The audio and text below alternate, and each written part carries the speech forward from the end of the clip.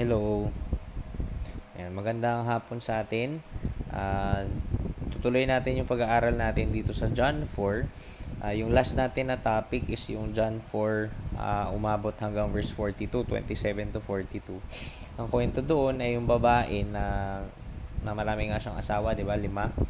Tapos yung isa, nakasama niya nung time na yon, hindi niya asawa. So, ali-anim na lalaki. At ang nangyari doon, siya yung unang naisulat sa Biblia na naging missionary. Kapag sinabing missionary, itong babae na ito, ipinapakalat ang salita ng Diyos. Pero hindi man siya literal, siya yung nagturo.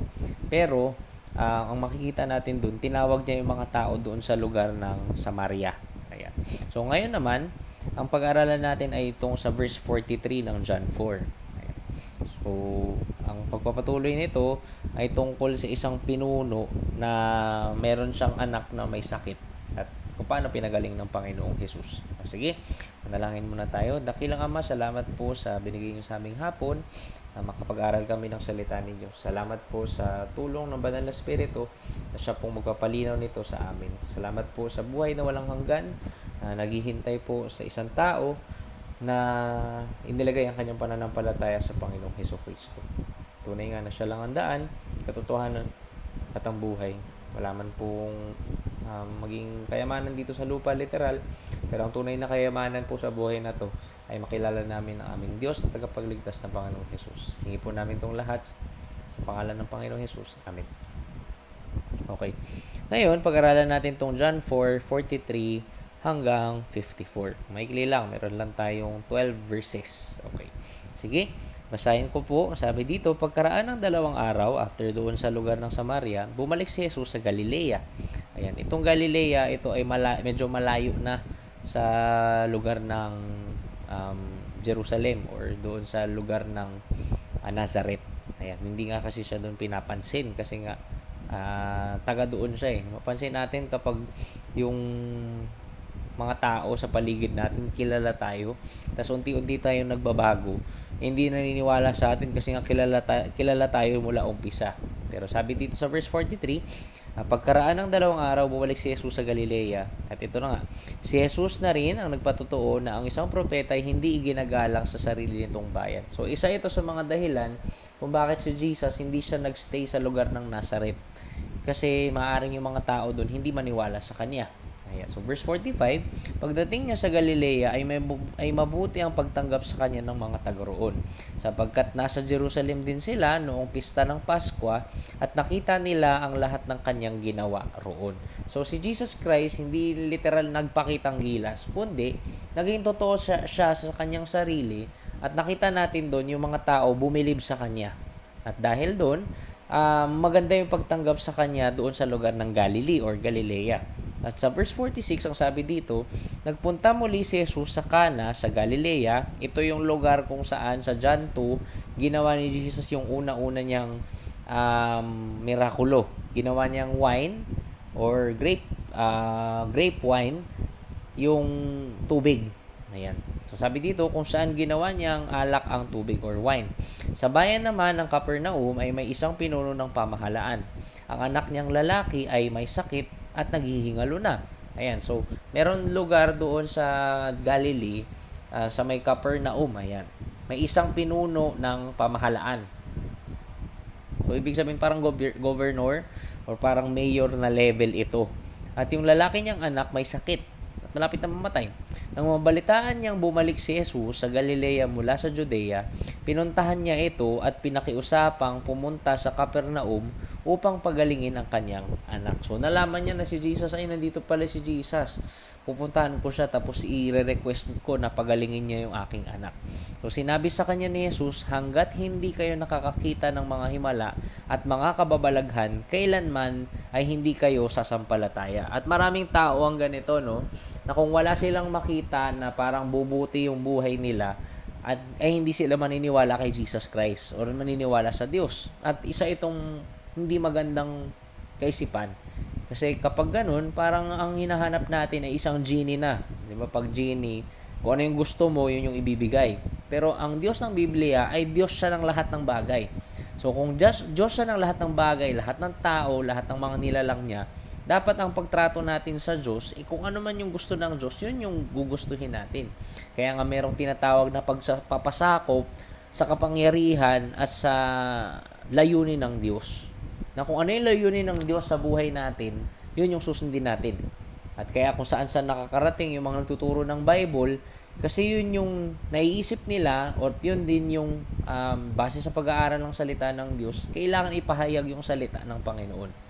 At sa atin din, hindi man tayo mga pastor, hindi man tayo mga church worker, sigurado ang Diyos merong magandang layunin sa atin. At ang pinakamaganda at pinaka-safe na sagot dito is ginagawa natin yung tamang bagay sa harap ng Diyos at mas lalo tayong napapalapit sa Kanya. Kasi kung ang isang bagay ay hindi tumutulong sa atin para mapalapit tayo sa Panginoon, hindi talaga yun mabuti para sa atin. So sige, tuloy natin. So yun yung sabi ni Jesus sa verse 48. Hanggat hindi kayo nakakakita ng mga himala, ay hindi kayo maniniwala. Pero sabi ng pinuno, kumbaga parang tinest ng Panginoong Hesukristo itong pinuno na to. Verse 49, ngunit sinabi ng pinuno, tayo na po, Panginoon, bago mamatay ang aking anak. Yun lang yung sinabi niya, tara po Jesus, punta na tayo doon. Pero ang sabi ni Jesus sa verse 50, sumagot si Jesus, umuwi ka na, hindi mamamatay ang iyong anak. At alam niyo kung ano nangyari? Naniwala ang lalaki sa sinabi ni Jesus at umuwi na nga siya. So, isang test, siguro marahil na sabi ni Jesus Christ, kung wala kayong makikita, hindi kayo maniniwala. Pero, itong taong ito, sumunod siya. Sinabihan lang siya ni Jesus, uwi ka na. At hindi mamamatay anak mo. So, sumunod nga si pinuno, or pinuno ng tinatawag na lugar na Capernaum, sumunod siya kay Jesus Christ. At sa verse 51, ito yung nangyari. Sa daan pa lamang ay sinalubong na siya ng kanyang mga alipin at sinabing gumaling na ang kanyang anak. So, pauwi pa lang siya. At makita natin dito, itong taong ito, meron talaga siyang tinatawag na pananampalataya kay Hesukristo. Hindi niya inuutos Hindi niya inutos dun sa mga tauhan niya na, teka lang, kayo dapat pumunta dun kasi utusan ko lang kayo Hindi Meron siyang desire na makita talaga si Jesus at ganun siya kadesperado na gumaling yung kanyang anak. At sa buhay natin, minsan kailangan maging ganito din tayo. Kung pwede mong paulanan ng panalangin ng isang tao dahil mahal na mahal mo siya, gawin natin. Napansin natin yung prayer natin, dun din nag-gauge or dun din natin nalalaman kung gaano na talaga tayo kalapit sa Diyos. Kung yung prayer natin is puro na patungkol sa pagkain, salamat sa pagkain, Panginoon kayo mag-provide ng pagkain, ng damit, ng tahanan natin, at kung ano-ano pa, na puro trabaho, puro tungkol dito sa lupa yung prayer natin, I believe, sinasabi ng Biblia, mababaw yung ating pananampalataya sa Diyos. Kasi ang pinapanalangin lang natin, yung mga bagay na pinoprovide naman ng Diyos. Diba? Ang sabi sa Biblia, nakita nyo yung mga ibon, hindi sila nagtatanim, pero nakakakain sila. Pero tayong mga tao, yun yung iniisip natin. Sabi nga ni Jesus, mas importante tayo kaysa sa mga ibon na ito. Ayan. So, sana yung panalangin natin is tungkol sa pag-transform sa atin ng Diyos. Sige, tuloy natin. Verse 52. Ayan, tinanong niya ang mga iyon, anong oras nang bumuti ang kalagayan niya? Alauna po kahapon nang siya'y mawalan ng lagnat. So, umabot pa ng isang araw bago siya nakauwi. So, sabi nga, alauna siya gumaling at naalala niya, sa verse 53, naalala ng ama na noong oras na yon, sinabi sa kanya ni Jesus, hindi mamamatay ang iyong anak. Kaya't siya at ang kanyang buong sambayanan ay sumampalataya kay Jesus. At isa ito sa mga magandang examples ng conversion. Kapag naging mananampalataya yung tatay at yung mga tao sa baba niya, mataas ang tsansa maniwala sila kasi yung taong tinitingala nila ay sinusunod nila. Napansin natin kapag ang mananampalataya ay lalaki sa isang pamilya, ang taas ng tsansa na pati yung mga anak niya, yung asawa niya, kakapit din sa Panginoon. Kasi ang leadership binigay sa lalaki and nagkakaroon ng impluwensya. May iba naman yung babae yung unang naliligtas o unang nakakaintindi ng Bible. So sa atin, dyan sa bungtod, kung meron na ka ng pamilya at ikaw yung lalaki, merong isang kwento sa Biblia patungkol kay Joshua. Si Joshua ay isang sundalo na sumunod kay Moises nung namatay si Moises. Si Moises yung naghati nung dagat, ginamit siya ng Diyos. Okay, si Joshua, meron siyang, kumbaga huling habili nung malapit na siyang mamatay. Sabi niya, pili kayo ngayong araw na to. Nakita niyo yung kapangyarihan ng Diyos, lahat-lahat. Pili kayo kung gusto niyo sumama sa Diyos-Diyosan o sa tunay na Panginoon. Tapos biglang sabi ni Joshua doon, ako at ang aking pamilya ay magsasamba sa Panginoon. Kumbaga kung ayaw ninyo, basta kami. Ito yung aming desisyon. Nakita natin yung leadership ng isang lalaki sa kanyang pamilya. May desisyon siya na yung kanyang mga kasama sa bahay, yung kanyang pamilya, walang ibang iisipin kundi magpuri sa ating Panginoon. So dahil nga dito, sabi dito sa verse 53 ulit, kaya't siya at ang kanyang buong sambayanan o sambahayan ay sumampalataya kay Jesus. Dahil sa kabutihan ni Jesus Christ sa isang tao, ang daming naligtas na mga kamag-anak nitong taong ito. So, verse 54, ito yung ending natin. Ito ang pangalawang himalang ginawa ni Jesus sa Galilea pagkagaling niya sa Judea. So, ito yung pangalawa na mirakulo ni Jesus. Ang una is yung paggawa niya na maging alak or grape wine yung tubig. At ngayon naman, pinagaling ni Hesukristo itong anak nung isang mataas na ranggong lalaki doon sa lugar ng Capernaum. At sa atin tuwing mga buhay, sana wag na nating hintayin na merong pang magkasakit tapos pagalingin ng Diyos bago tayo manampalataya sa Kanya. Ang dami kong kilalang ganitong kwento. Namatay yung anak nila sa sila nagpuri sa Diyos. Na kumbaga kailangan pang masaktan bago ma-realize yung mga bagay-bagay. Sabi nga, ang isang marunong na tao natututo sa kanyang mga kamalian. Okay, ang isang marunong na tao natututo sa kanyang kamalian, pero ang matalinong tao natututo sa kamalian ng iba. Parang pangit pakinggan, no? Parang marites. Pero yun yung realidad.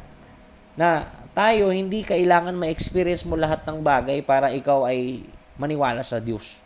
Kailangan ma-experience mo masira ang pamilya mo, kailangan ma-experience mo na mabalian ka ng buto bago ka matuto. Hindi. Kung alam mo na isang bagay na to ay makakasama at mapapalayo ka sa Panginoong Diyos, huwag mo nang gagawin. At kagaya ng taong ito, gusto niyang makita si Jesus. As in talagang seryoso siya. Ang tanong sa atin, gaano tayo kaseryoso sa pag-aaral ng salita ng Diyos? Kagaya nung pinag-aralan natin, yung huli nating online video. Yung babae na nakakilala kay Jesus Christ, na siya yung Messiah, hindi niya kinontain sa bibig niya na, ay, akin lang si Jesus, hindi ko na i-share. Tinawag niya yung siguro yung mga kaibigan niya sa Samaria, hindi man buong Samaria, pero tinawag niya. At dahil dun sa kanyang good work na yun, sa kanyang mabuting layunin na yun, nagbago yung buhay ng mga tao dahil nakilala nila ang Panginoong Jesus. At ganito din dito sa taong ito. Yung influence niya, ginamit niya sa tama. Hindi niya lang basta-basta tinapon na, ay ako, sundalo ako, maraming sumusunod sa akin. Talagang gagamitin ko lang to para sumikat ako. Hindi eh. Dahil sa kanya, yung kanyang asawa at yung kanyang ibang mga anak siguro at saka yung mga gwardiya niya, naniwala dahil sa taong ito. So kung sa tingin mo meron kang impluwensya, gamitin mo para sa Diyos. At sigurado meron eh. Pamilya, impluwensya sa pamilya, sa kaibigan, sa mga kaaway, sa mga kapitbahay, kamag-anak. Ayan po, ang dami nating pwedeng gamitin ng impluwensya natin. Ang tanong lang, ginagamit ba natin ito para sa Panginoon? At last na quote siguro, may mga tao na ginagamit ang Diyos para sumikat.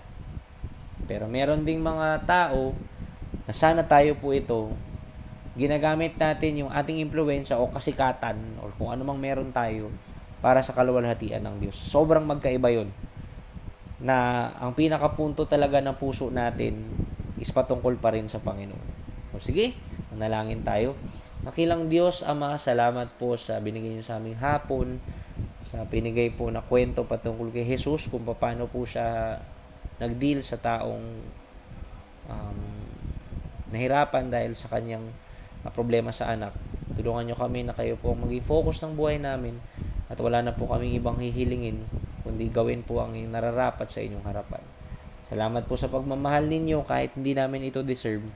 Salamat na ito ay tinatawag na grasya, hindi namin pinaghirapan, ngunit binigay nyo sa amin. Ang lahat ng ito ay aming dalangin sa pangalan ni Jesus na aming Diyos tagapagligtas. Amen.